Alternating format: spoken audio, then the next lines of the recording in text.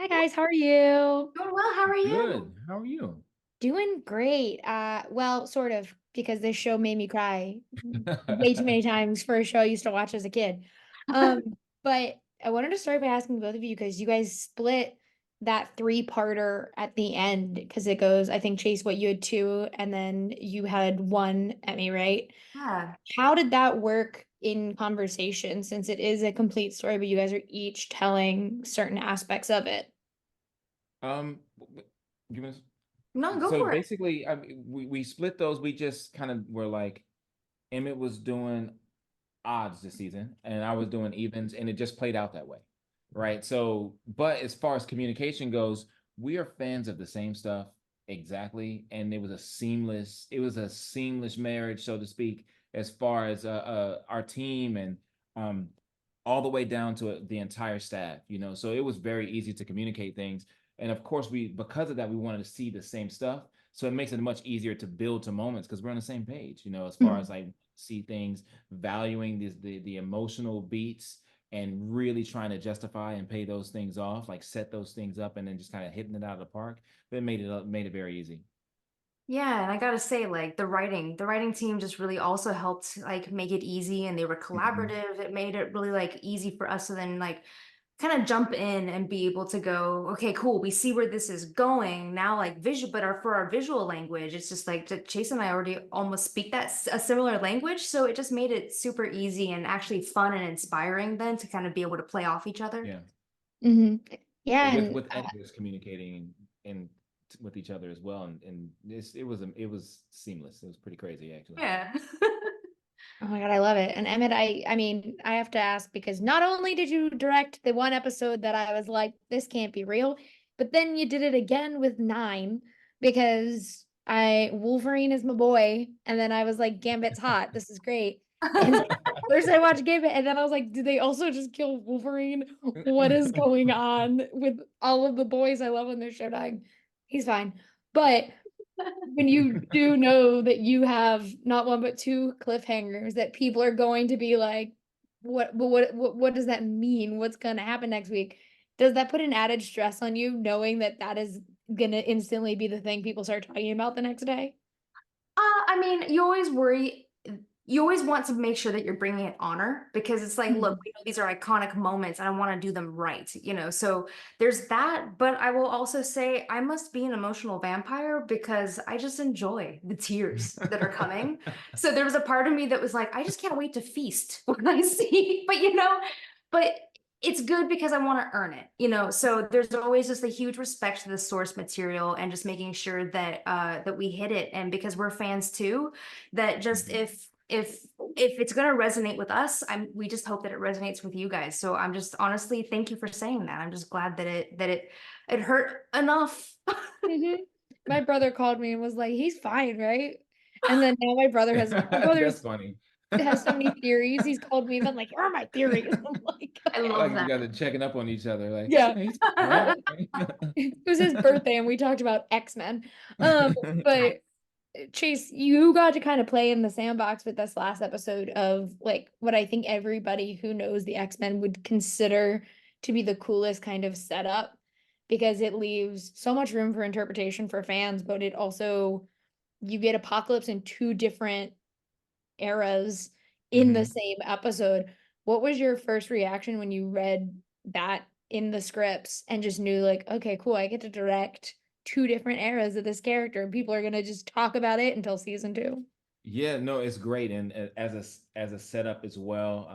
By the time we kind of got up into that point, we knew exactly. We had a great understanding of what we were going to explore in the second season, which I won't say anything about. But the idea of I don't even want to call it a fall from grace. It's almost an ascension, as far as and Savannah being such a powerful mutant. Uh, and then how he becomes Apocalypse, right? This being that only lusts after creating a world where only the strong survive. Mhm. In a being such an instrumental villain in a story about evolution, and just watching his character evolve emotionally, and the tragedy that shapes our characters. They are the most tragic characters are the best ones. I mean, Magneto and I love Rogue, and I think even just them playing off of each other this season did us a great service because of the nature of their powers and their past. So it's just another opportunity to explore that. One that the original series didn't do as much, right? Where Apocalypse, and then on top of that, we know Apocalypse was alive, but we hadn't revisited him. Mhm. So setting that up and teeing that up for the second season, that just had me hype. I was excited, and also two different timelines. So two different types of art direction, two different types of shot selection. There's just a lot of room to play. Yeah, and I want to ask both of you, and we can start with Emmett and then go to Chase. I I talked to both AJ and I'm so sorry, I forgot the voice actor for Morph. I talked to both of them and I Gee, asked, yeah. yeah, and so I asked them what mutant that if they could see that hasn't been in any of these or has been in animated series but hasn't been in 97 that they would want to see. Is there a mutant that you guys haven't gotten to work with yet that you're like, I hope eventually this mutant ends up in X-Men 97?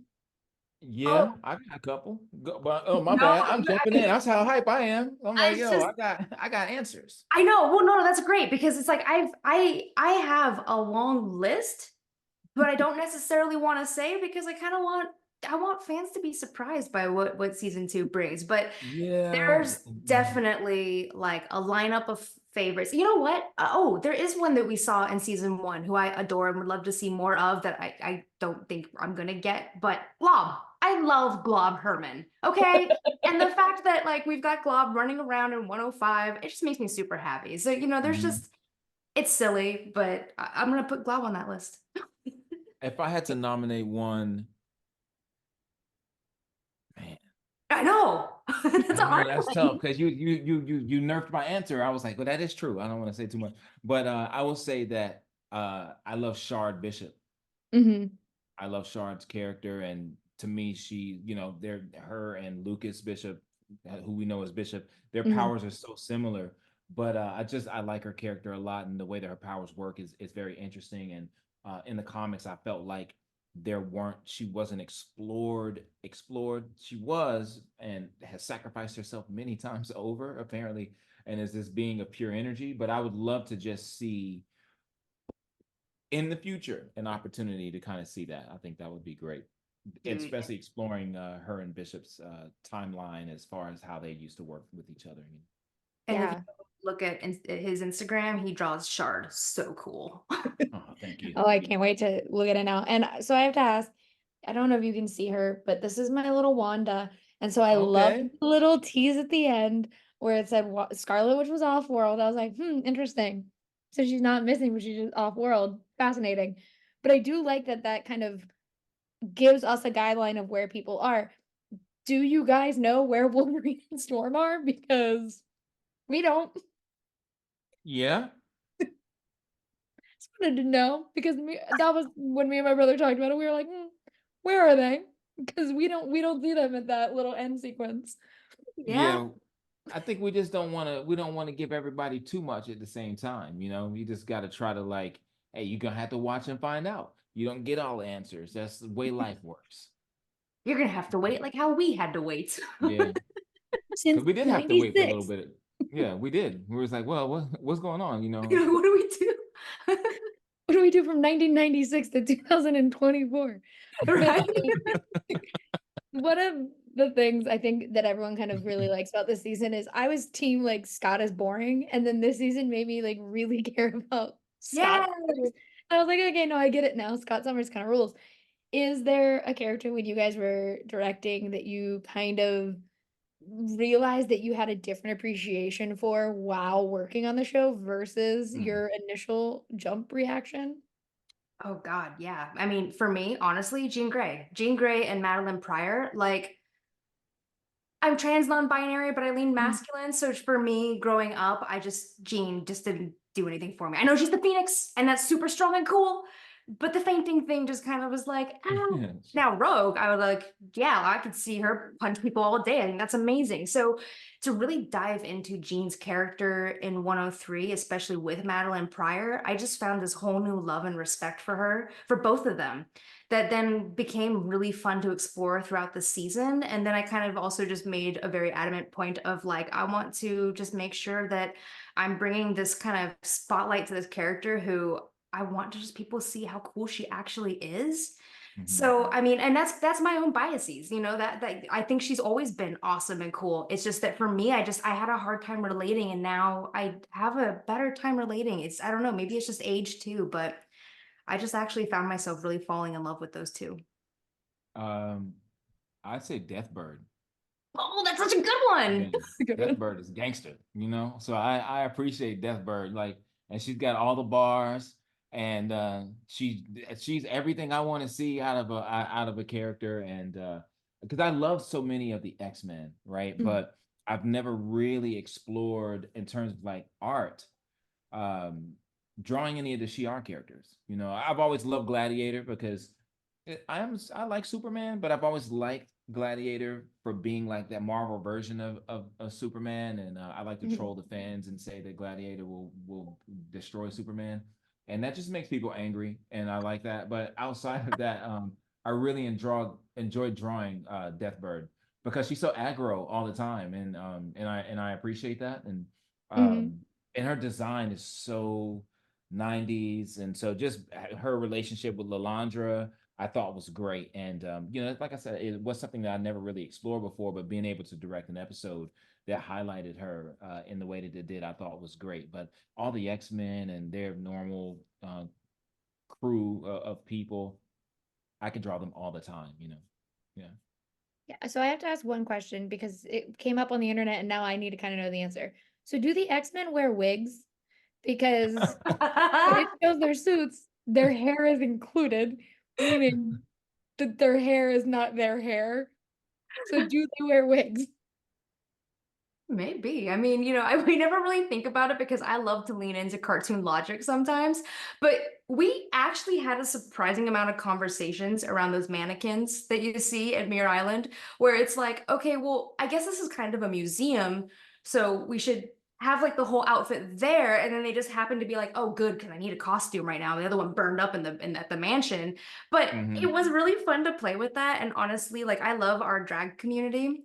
And the Mhm. fact that a lot of queens like reached out and were just like, I love that they've got this outfit thing going on, that they've got like skin matching like mannequins that are all ready, and then the wigs. And so, you know what? Yes, let's just say that they go glam. I love that.